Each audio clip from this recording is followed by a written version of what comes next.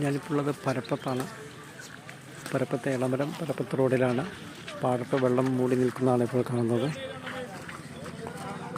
സ്കൂളൊക്കെ അവധിയായിരുന്ന കുട്ടികൾ വെള്ളം കാണാൻ വന്നിരിക്കുകയാണ്. ഇപ്പോൾ റോഡിൽ ഇപ്പോഴും കുറച്ച് ഭാഗം വെള്ളം മൂടിയിരിക്കുന്നുണ്ട്. അത് ഇറങ്ങിക്കൊണ്ടിരിക്കുകയാണ്. വയൽഭാഗമാണ് മുഴുവൻ വെള്ളത്തിലായിരിക്കുന്നത്. നേരത്തെ ഇതൊരു വെള്ളം കയറുന്ന ഏരിയയാണ്. കോഴത്തുംകടവിൽ നിന്ന് ആണ് പുഴയിലൂടെ തോട് വഴിയാണ് ഇവിടേക്ക് വെള്ളം കയറുന്നത്. പുഴയിൽ വെള്ളം കയറിയാൽ ഉടൻ തന്നെ ഇവിടെ വെള്ളം കയറും.